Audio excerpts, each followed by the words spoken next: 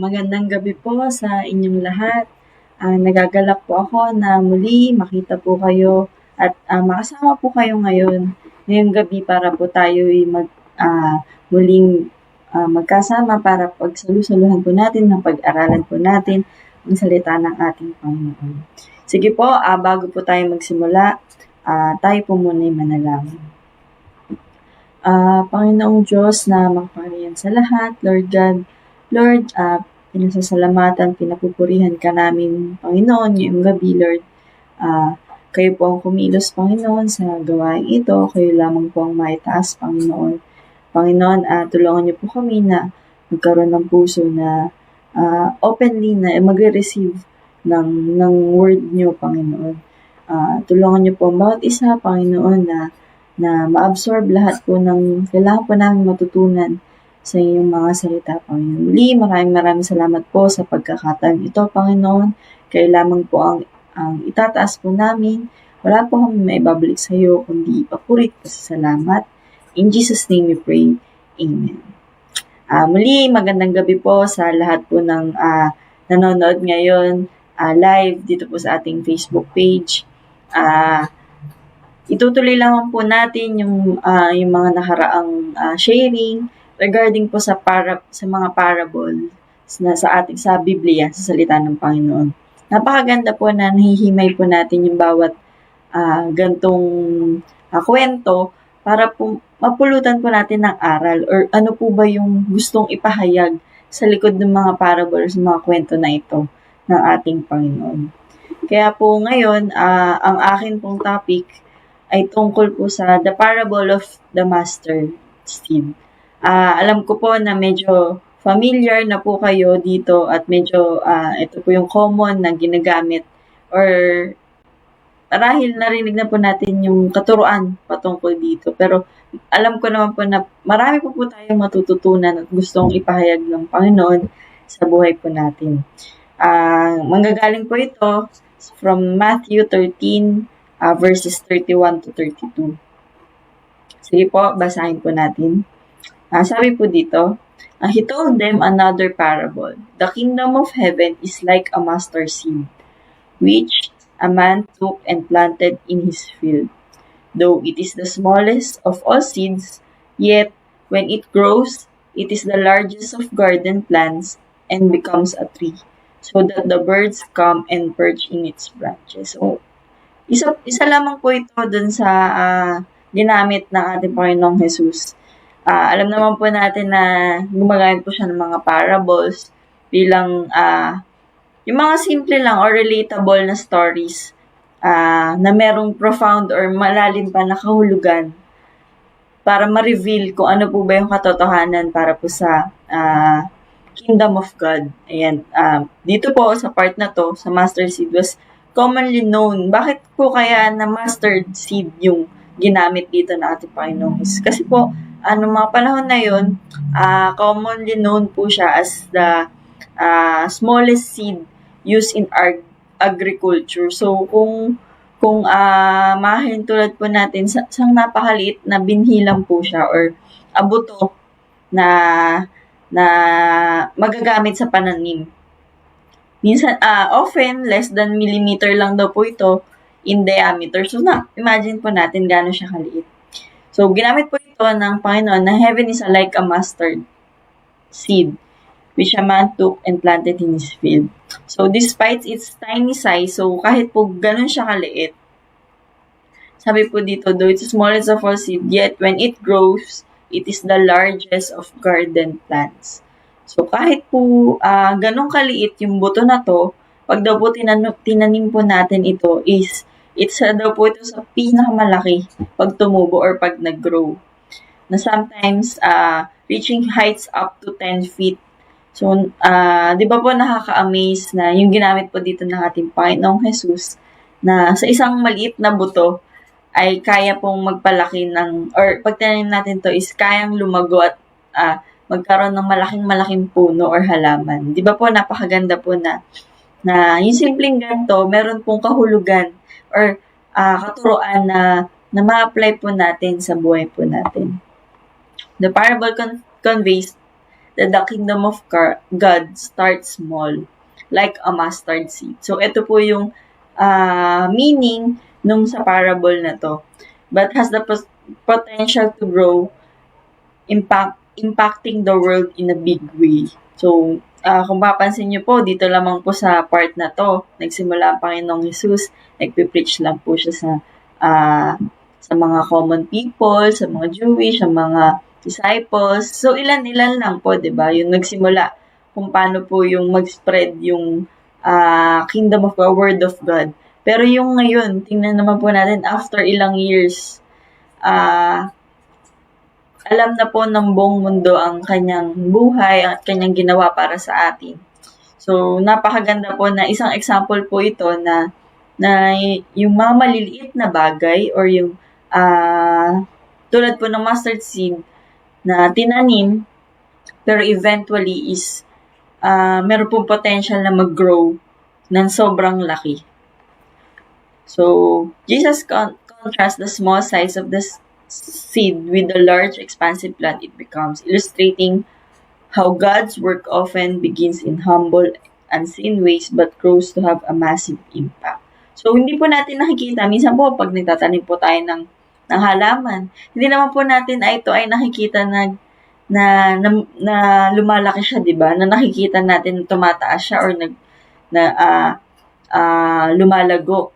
Parang nagugulat na lang tayo, ang laki na pala nung tinanim natin na buto or nagbunga na pala yung halaman or yung buto, nagkaroon na siya ng halaman, ng dahon. So, hindi natin siya eventually nakikita. Ito yung mga unseen works na maihantulad naman natin sa mga ginagawa ng ating Panginoon. Yung humble beginnings, unseen ways of working, pero pag nag-grow naman, merong massive impact. So, meron po ako ditong isang masishare sa inyo illustration kung isang example po nung sa mustard seed. So, dito po, nagsimula po siya ng buto lang. Then, eventually, nag-grow na siya ng malaki.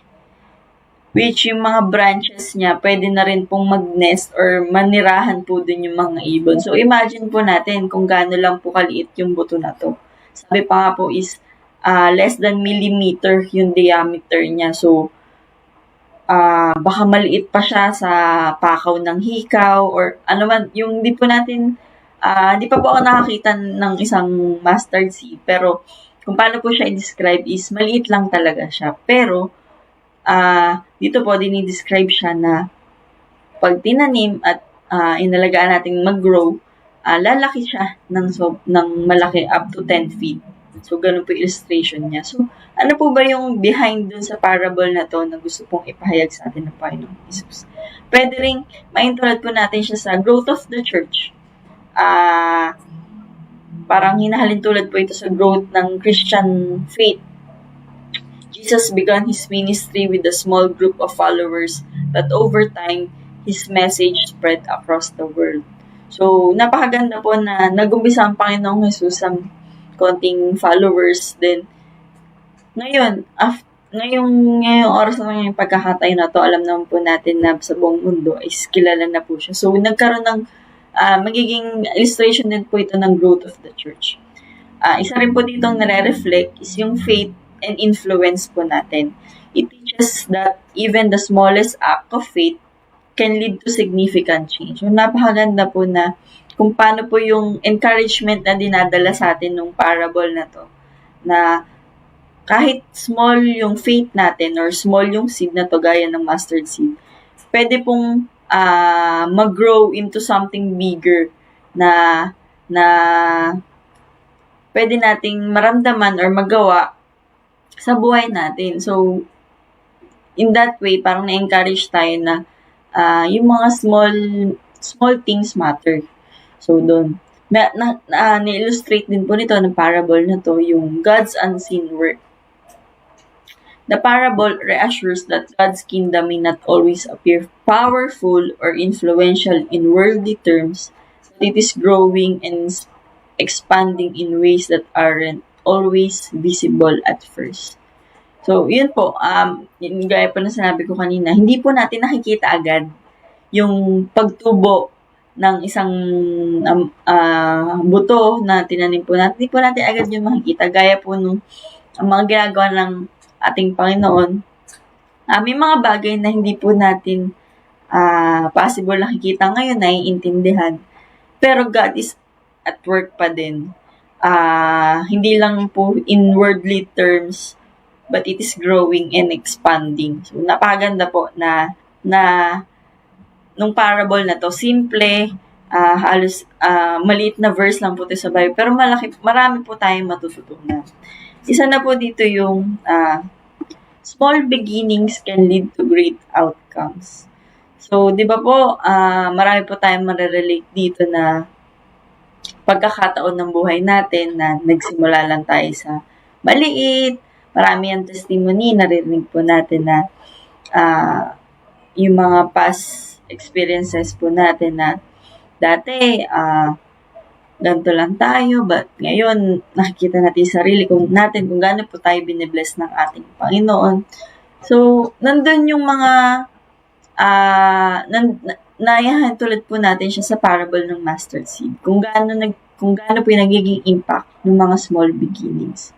The mustard seed is tiny, almost hindi nga po significant, yet it grows into a large plant. This teaches us that God often starts with small, humble beginnings, whether it is our personal lives, our faith, or even in the spread of His kingdom.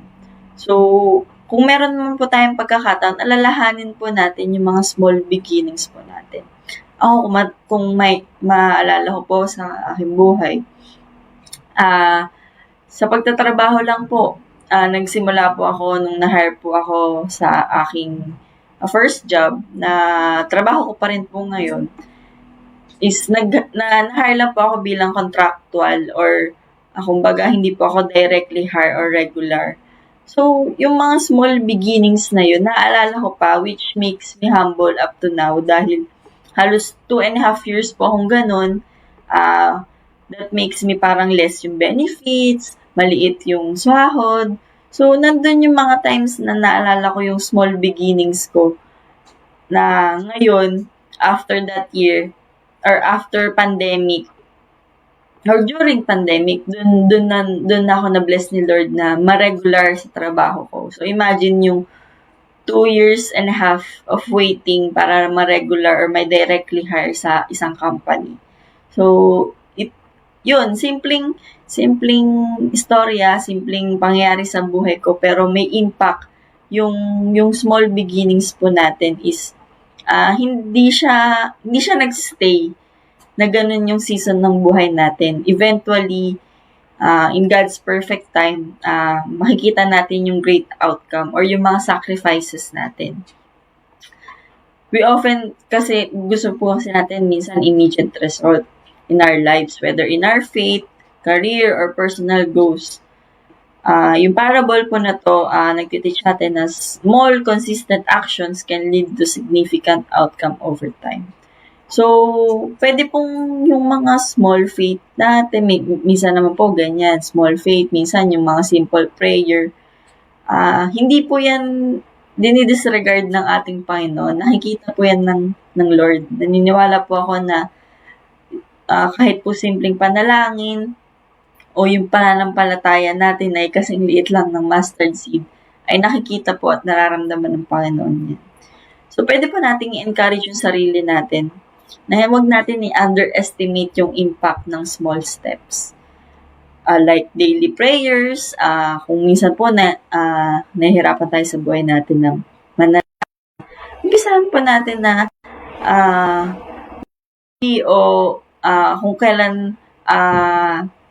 kung kailan tayo komportabling manalangin, doon po natin umpisahan. Small steps po is nagmamatter pa rin po sa ating Panginoon. Gaya po ng isang verse na to. Sa James 3 verse 5, sabi po dito, likewise, the tongue is a small part of the body, but it makes great boast. Consider what a great forest is set on fire by a small spark. So dito sa verse at parang na-emphasize po kung ano yung value ng maliit na bagay. Gaya po ng the tongue is a small part of the body but it makes a great boast. Napaka-powerful po kahit po maliliit na bagay. So, yung simple act of kindness or nagtatry tayo ng something new for our personal growth, meron po yung dagdag na value or hindi po yun nadidisregard ng ating Panginoon. These small steps that God uses to create something much larger that we can imagine. So, ang nagmamatter na lang po is trust in God's timing and process. So, kung meron man po tayong pinagdadaanan ngayon or nasa season po tayo ng buhay ng waiting or meron tayong daily na ginagawa for something na tingin natin is yung goal natin na it seems impossible, lagi po nating isipin na alalahanin na yung humble beginnings, yung small steps natin is mas lumalapit tayo sa kung ano yung nakalaan na plano ng Diyos sa buhay natin.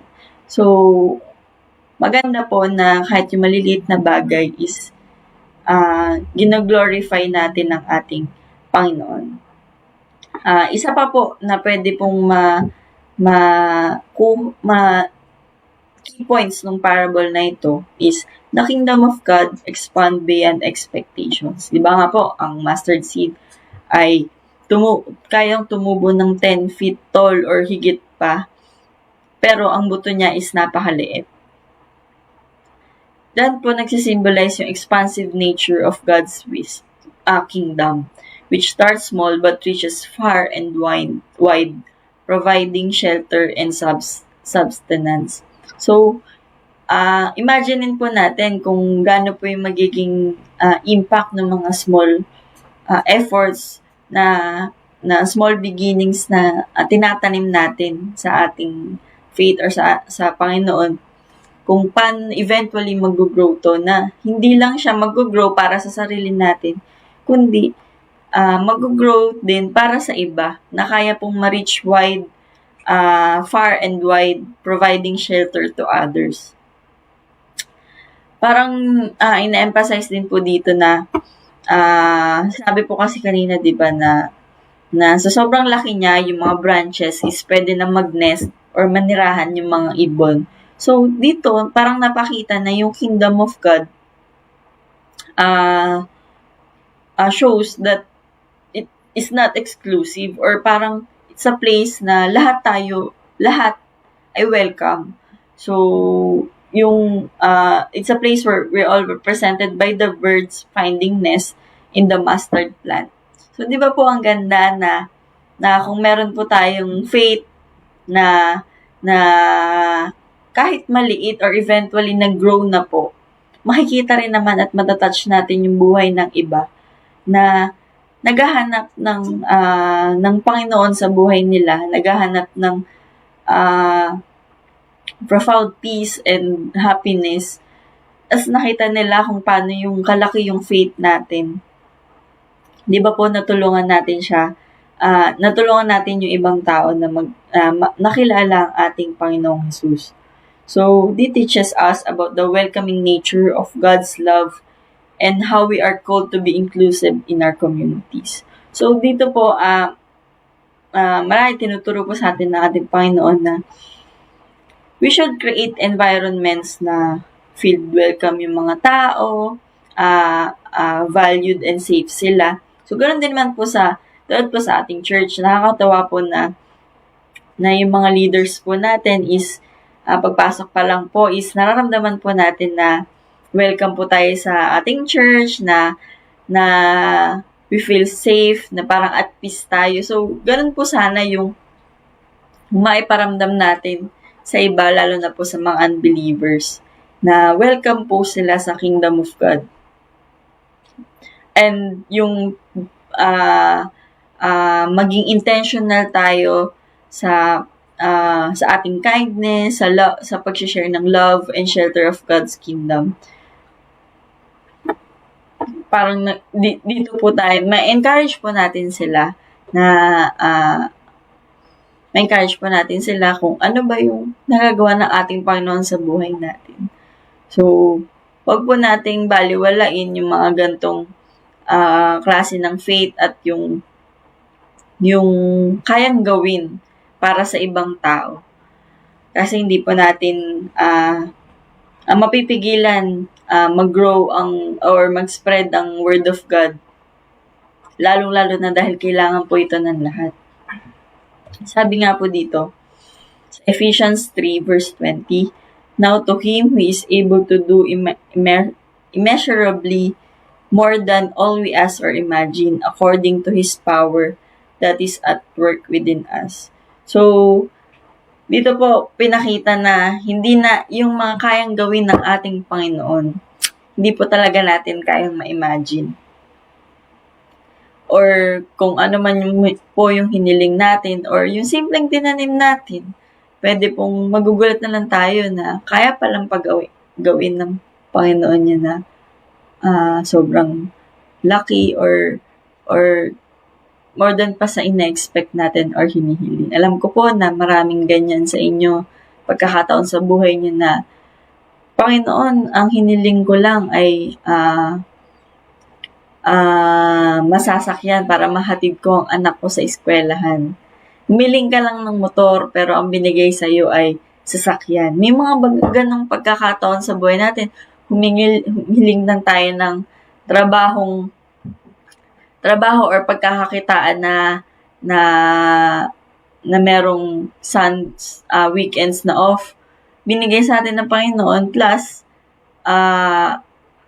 work from home pa. Alam mo yun, yung parang meron tayong mga hinihiling sa Kanya na maliliit na bagay pero yung binibigay niya sa atin is more than what we ask for, and kung ano man po yung kaya nating imagine, higit pa po dun yung binibigay niya. So, napakabuti po ng ating Panginoon. So, isa pa pong mapupulot po natin dito sa parable na to is yung small ministries, big impact. So, ito po, patungkol po sa ating mga ministries sa church. Bilang, alam ko po, meron po tayong kanya-kanyang ministries. Minsan po, minsan po kung may maliit na ministry, minsan po nadi-discourage tayo na parang yung work natin seems small or unnoticed. Pwede po, halimbawa lang po sa ating youth ministry, minsan po na-overwhelm tayo na minsan naiisip ng possible ng mga youth natin na wala silang value or hindi sila nagkakaroon ng impact sa church. But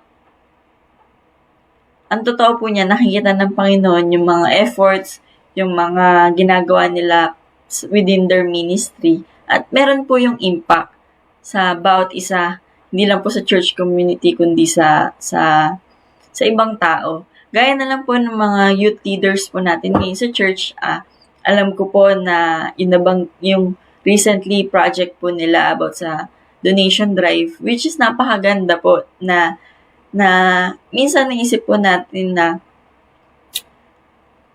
nagda-doubt sila na may magdo-donate kaya na tutulong para maging successful yung project na to. But nag-doubt sila kung ano yung capability or marireach nung kanilang project. But then again, God is at work, kaya naging successful yung naging donation drive nila. Maraming natulong mga tao. Yun po yung nagiging impact. Bagamat small ministry lang sila, hindi po lahat ay masasabi nating active sa youth ministry, but then kahit po maliit is may impact po sila. Yun po yung pwedeng isang maging reminder dun sa parable na yun, na even the smallest ministry can grow and have a lasting impact. Sabi nga po dito sa Galatians 6 verse 9, "Let us not become weary in doing good, for at the proper time we will reap a harvest if we do not give up."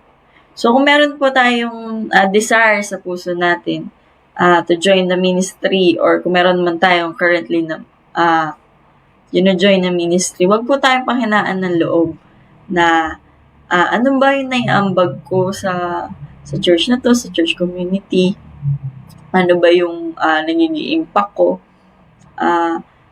Hayaan po natin na gumawa tayo or consistently tayo gumawa ng mabuti dahil sabi nga po dito, for at the proper time we will reap our harvest if we do not give up.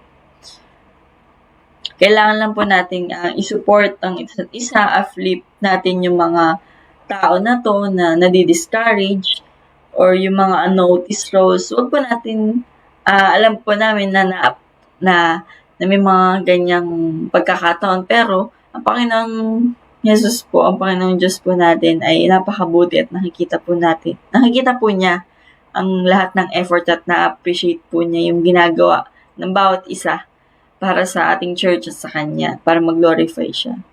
Celebrate natin yung mga efforts na yun and remind them that God sees their work and will use it in a ways that might immediately see. So, minsan po yung mga contribution din natin is too small to make a difference, but just a mustard seed grows into something that can shelter birds. Our small actions like a word of encouragement. Yun po, kung meron po tayong, tulad po ngayon, yung itong pag-share ko po sa inyo, hindi ko po alam kung sino po yung totoong nakikinig or yung mga marireach pa nung video na to. Pero alam ko po na meron kahit isang tao na ma-encourage sa katuruan na to ng Panginoon na matututunan at matatouch yung heart niya, yung buhay niya ng ating Panginoon. Kung paano na po natin sinishare ang faith natin or kung meron mo po tayong tinutulungang iba or someone na in need, pwede po yung magkaroon ng impact magandang impact sa ibang tao eventually. So, kung meron po tayong mga opportunities, potential opportunities, whether it's being kind to a stranger or mentoring someone, know that these small seeds can grow into something impactful. Napakaganda po na in everyday mapakita po natin. Kahit po mga small right things po yung gawin natin, may impact po siya. And lastly po, isa po to sa talagang makukuha natin dun sa parable of the mustard seed is faith grows over time. Tama naman po, di ba? Na parang alam naman po natin na hindi po lahat ay nagsisimula sa malaki or biglang maganda at madami na agad yung faith natin, malaki na agad yung faith natin. Like a mustard seed that takes time to grow, faith is a process that develops over time with nurturing patience and perseverance. So, dito po sinusubok po talaga ng ating Panginoon ng ating pananampalataya, kaya talagang nag-grows over time, like a mustard seed. So, may pagkakataon po na kahit maliit lang po yung faith natin at as long as it's not a dead faith, it's a working faith, working good faith, meron pong magiging impact ito sa ating buhay at sa iba. The growth of a mustard seed into a large plant doesn't happen overnight. Ganun din naman po sa mga pagkakataon sa buhay natin na meron po tayong pananampalataya sa Panginoon. Pero may mga pagkakataon din po na hindi agad-agad na nakikita natin yung result ng faith na yun. Pananampalataya natin, hindi agad natin nare-receive. Ganun din naman po yung like a mustard seed na hindi rin naman po siya overnight na tumutubo. Similarly, God's works in our lives, our communities, or even in difficult situations. When we don't see immediate results, God is still at work. So, yun po yung makuha po sana nating reminder na hindi man po natin nakikita lagi po nating papaalala sa sarili natin na gumagawa at kumikilos ang ating Panginoon. When facing difficulties, remind po natin yung sarili natin na growth takes time. Patuloy lang po tayo sa pananampalataya, sa trust sa ating Panginoon, at yung positive at right actions. Kasi po ito po yung magpapalakas sa atin. Habang hinihintay po natin yung alam po nating ibibigay sa atin ng Panginoon na pwedeng ibigay niya sa kanyang panahon, sa kanyang sa gusto niyang pagkakataon, habang tayo ay nagpapalago naman ng faith at trust sa kanya. So, reflect on past times na yung mga small beginnings natin led to bigger blessings, reinforcing the importance of patience. So, ito po yung nagpapatibay natin na kung may mga problema po tayo ngayon, alalahanin po natin yung mga problema natin noon na parang nalagpasan po natin sa tulong po ng Panginoon. So, ano pa naman po yung problema natin ngayon na kasama po natin, much bigger na po yung faith natin sa Panginoon. So, wag po tayong mag-alala dahil God is still at work. Hindi po siya nagbabago kung sino man po yung Panginoon na kasama natin noon sa pagtahak ng ating buhay sa mga problema. Ngayon din naman po ngayon sa season ng buhay natin, kasama po natin ang Panginoon. Sabi nga po dito, sa Matthew 17 verse 20, He replied, "Because you have so little faith, truly I tell you, if you have a faith as small as a mustard seed, you can say to this mountain, move from here to there, and it will move. Nothing will be impossible for you." Di ba po, ito po yung isa sa napakagandang katuruan ng ating Panginoon na if you have faith as small as a mustard seed, basta po totoo, working faith, yung meron tayo. If you can say that to this mountain, move from there and it will move. Wala pong imposible pa sa ating Panginoon. Patuloy lang po tayo na mag-plant ng seed, yung kabutihan, yung faith, yung service, yung trusting that God will bring fruit in His time. Don't give up when progress seems slow. Mga kapatid, paalala po sa ating lahat to ng Panginoon na yung buhay po natin ngayon, it seems parang mabagal lahat, walang progress, walang magandang news, walang good news na dumadating, puro na lang bad news. Patibayan po natin yung pananampalataya natin. Kahit kasing liit na lang po ng mustard seed yung pananampalataya natin sa dami ng problema. As long as naniniwala po tayo sa ating Panginoong Jesus, na kaya niya po itong gawing posible, ang mga imposible. Mangyayari po lahat ng magagandang plano niya para sa atin in His time. So, huwag po tayo mag-alala dahil ang Panginoon po ay lagi pong nandyan para sa atin. At bilang bago ko po ito i-end, siguro iwan na lang po natin sa sarili natin itong kumbaga yung pinaka-summary ng parable of the mustard seed. So, ito po yung isang key lesson. Great things often comes from small beginnings.